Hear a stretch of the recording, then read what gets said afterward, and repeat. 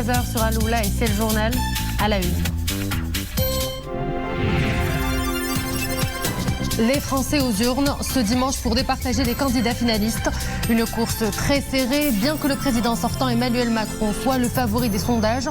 Les programmes divisent l'électorat qui compte une bonne partie des électeurs marocains issus de la migration. Notre envoyé spécial à Paris nous en dira davantage. L'actualité cette semaine a été marquée par les incursions et les graves attaques par les forces d'occupation israéliennes à Al-Aqsa. À Amman, le comité ministériel arabe chargé de l'action internationale face aux politiques et mesures israéliennes illégales à Al-Quds s'occupait à saluer le rôle du comité Al-Quds présidé par Sa Majesté le Roi. Notre invité Mstafa Srimi, professeur de droit et politologue, nous fera un décryptage. Du football pour clore cette édition, le Wydad qualifié en demi-finale de la Ligue des Champions. Un match nul contre le CR Belouizdad hier soir. Les Rouges décrochent leur ticket à la faveur de leur victoire 1-0 en match aller. Les temps forts de la rencontre à suivre en fin de journal.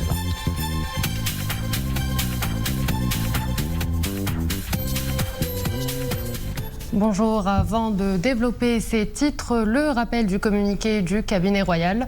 Sa Majesté le roi Mohammed VI a eu lundi 18 avril un entretien téléphonique avec son frère, Sa Majesté le roi Abdallah II Ibn al-Hussein, souverain du royaume hachimite de Jordanie.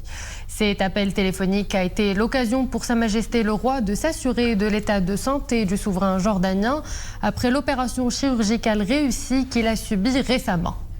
Les entretiens entre les deux souverains ont porté sur les développements et les événements que connaissent la ville d'Al-Quds et à la mosquée d'Al-Aqsa suite aux incursions dans les lieux sacrés et aux agressions des fidèles, partant en cela de la présidence par Sa Majesté le roi Mohammed VI, du comité Al-Quds et de la tutelle hachimite de Sa Majesté le roi Abdallah II sur les lieux sacrés islamiques et chrétiens Al-Quds al-Sharif. Les deux souverains ont considéré que cette escalade est de nature à attiser les sentiments de rancœur, de haine et d'extrémisme et à anéantir les chances de relance du processus de paix dans la région. C'est le jour J pour le second tour de l'élection présidentielle française. La course à l'Elysée est très serrée. Le taux de vote reste très dit heure locale. Le taux de participation est de 26,41%, en deçà de celui de 2017. Les Français sont devant un choix historique, deux programmes radicalement à l'opposé. L'électorat est plus que jamais divisé. Iman Eblou. C'est le dernier sprint pour les deux candidats, Emmanuel Macron et Marine Le Pen.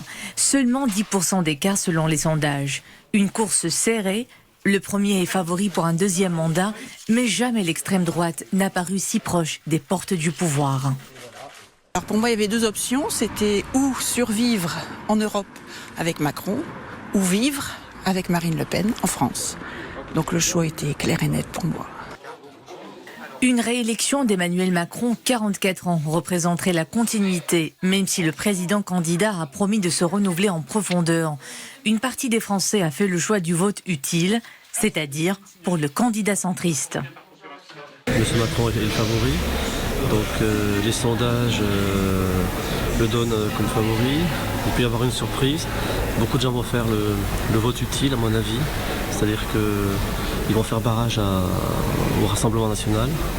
Les programmes des deux candidats proposent une vision radicalement différente sur l'Europe, l'économie, le pouvoir d'achat, les retraites, l'immigration ou encore l'environnement. Certains ne s'identifient à aucun des programmes. Ils ont choisi la voie de l'abstention. Le Pen, c'est pas mes convictions. Et Macron, non. Ça n'a jamais été mes convictions parce que c'est un gars de droite. Et moi, je suis de gauche, alors... Donc voilà pourquoi j'ai voté blanc. L'abstention, la grande inconnue du scrutin, elle aura servi de trame à l'ensemble de ces élections. Elle pourrait être plus forte qu'au premier tour, qui avait enregistré un taux de 26,31%. Un scrutin aux multiples enjeux, déterminant surtout pour la diaspora marocaine en France qui représente plus de 6% de la population et ils ont leur mot à dire sur des questions prioritaires comme le pouvoir d'achat, la réforme des retraites et l'immigration, comme nous le verrons avec nos envoyés spéciaux à Paris, Mohamed Aïtchgar et Abdelali Gnouni. Asnières, Gennevilliers, Argenteuil ou encore Clichy, Neuilly-sur-Seine, des communes qui abritent quelques-unes des plus grandes concentrations de la communauté marocaine en Île-de-France. C'est ici que nous prenons le pouls des orientations et des attentes de cette communauté, du futur ou de la future présidente. En ce moment, la période elle est difficile pour tout le monde. Financièrement, on a une perte du pouvoir d'achat. Donc on aimerait que ça s'améliore au niveau du pouvoir d'achat. Et surtout, il y a une période où c'est difficile pour nous parce qu'il y a beaucoup de racisme, il y a beaucoup d'anti-islam et on aimerait que ça s'apaise et qu'on puisse vivre tous ensemble, quoi. À travers les communes françaises, ce dimanche matin, peu de personnes dans les bureaux de vote. L'affluence, si affluence il y aura, est attendue pour l'après-midi. Et en raison du mois du jeûne, rares sont les Marocains rencontrés dans les bureaux de vote, des jeunes qui ont des attentes très précises.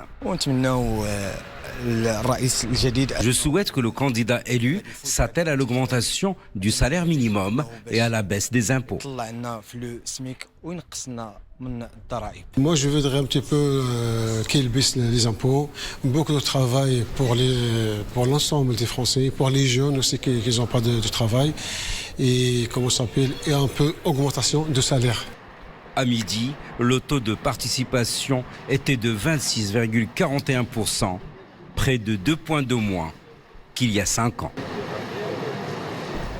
Jeudi dernier, à Amman, le comité ministériel arabe chargé de l'action internationale face aux politiques et mesures israéliennes illégales à Al-Quds occupé a salué le rôle du comité Al-Quds présidé par Sa Majesté le roi Mohammed VI à travers l'agence Beit Mal Al-Quds Sharif dans le soutien de la ville sainte et des Maqdisi et du travail institutionnel arabe et islamique.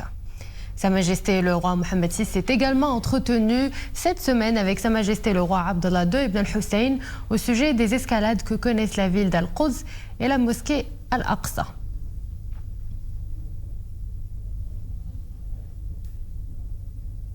Et pour un décryptage de la situation, avec nous sur ce plateau, le professeur Mustafa Ashimi. Professeur, bonjour. Bonjour. Et dans ce contexte tendu, quel rôle joue le Maroc ? Le Maroc joue un rôle qui est conforme à ses positions de principe depuis des décennies. Dans la présente conjoncture, c'est d'abord la solidarité.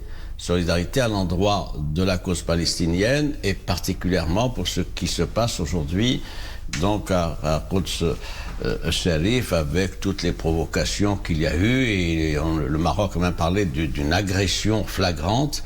Donc c'est une position de fermeté. Il y a également un autre rôle qui est joué au sein de la communauté internationale avec l'interpellation du Conseil de sécurité faite par notre ministre des Affaires étrangères, Hassan Boulita, lequel Conseil de sécurité n'a pas réagi de manière attendue et significative à propos de ces incidents-là.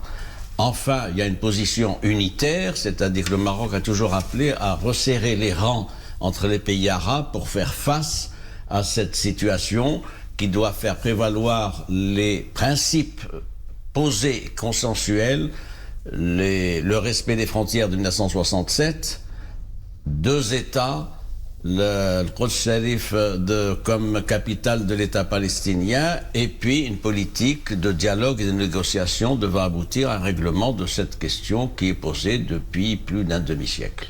Et l'Algérie a adopté une position négative sur cette question. Qu'en est-il ? C'est une position tout à fait inconséquente. Pourquoi ? Il y a eu une réunion de groupes arabes au sein des Nations Unies pour adopter une première recommandation, première résolution.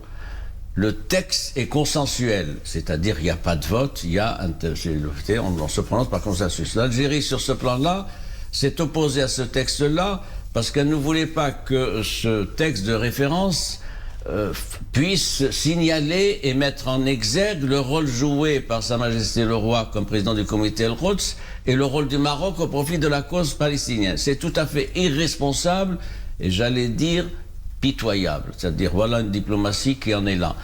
Heureusement, il y a eu un désaveu majeur de cette position hostile et inconséquente de l'Algérie où au niveau de l'Organisation de la coopération islamique qui compte, elle, 57 pays et qui a adopté un texte tout à fait conforme à ce que demandait le Maroc, ce que demandait d'ailleurs la grande majorité des États membres, c'est-à-dire le soutien à la Palestine, la dénonciation des mesures d'escalade de provocation des autorités israéliennes et un hommage rendu à la place et au rôle du Maroc et en particulier au rôle joué par le souverain en tant que président du comité Al-Quds.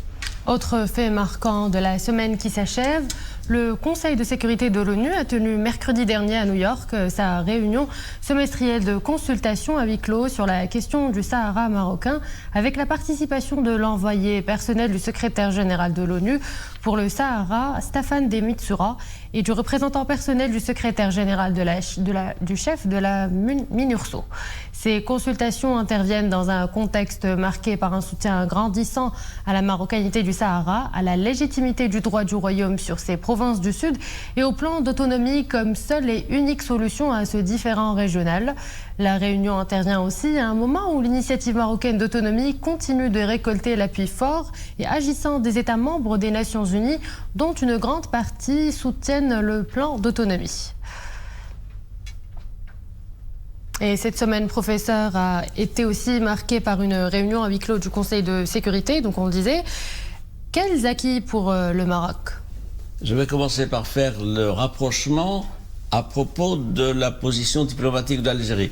Échec pour ce qui est de ces prises de position d'Al-Quds, on en a parlé. Échec également avec ce qui s'est passé au Conseil de sécurité. Pourquoi ? Parce que le Conseil de sécurité a validé et appuyé de nouveau les principes définis par les précédentes résolutions, notamment celle du 29 octobre 2021, la 2602. C'est quoi? C'est des négociations, le format de table ronde, il y en a eu 2, il faut qu'il y en ait une 3e. Donc là encore, échec de l'Algérie. J'ajoute que sur ce plan-là, il y a eu 2 rapports qui ont été faits à cette occasion, celui de Staffan de Mistura, vous l'avez dit, le nouvel émissaire, et puis celui du chef de la MINURSO, donc le russe Alexander Ivanko. Alexander Ivanko a fait son rapport en disant qu'il n'y avait rien par rapport à la propagande activiste du mouvement séparatiste, comme si le Sahara marocain était à feu et à sang. Ça, c'est réglé. Deuxième point, pour ce qui est de Staffan de Mistura, il a fait le point sur sa première tournée à la mi-janvier dernier et il a expliqué les problèmes tels qu'ils se posaient. En tout cas, il a été invité à poursuivre ce processus-là de manière très explicite par le Conseil de sécurité et il doit faire une prochaine visite dans la région. La difficulté pour lui sera de savoir si l'Algérie va réintégrer ou pas le format de négociation des tables rondes, le mouvement séparatiste aussi, donc on va voir ce que ça va donner. En tout cas, ce que je peux pour résumer, la position du Maroc est extrêmement confortable au sein du Conseil de sécurité, avec ce qui s'est passé depuis 6 mois, la nouvelle position de Berlin, de l'Allemagne, vous le savez, la nouvelle position particulière de l'Espagne, donc avec les positions du gouvernement de Pedro Sánchez, et puis la composition du Conseil de sécurité est davantage favorable au Maroc aujourd'hui, avec des pays comme le Gabon, comme les Émirats arabes unis, et des positions intéressantes de pays comme l'Inde. L'Inde est un nouveau membre du Conseil de sécurité, mais l'Inde a rompu la reconnaissance de la race en 2000. Le Brésil, qui est sur une position d'ailleurs intéressante, parce qu'il est pour l'application des processus, donc nous en sommes là. Et c'est avec optimisme et sérénité que le Maroc attend les prochaines étapes, en particulier la réunion du Conseil de sécurité au mois d'octobre 2022. Professeur Mostafa Shimi, je vous remercie pour cet éclairage. Je rappelle que vous êtes professeur de droit et politologue.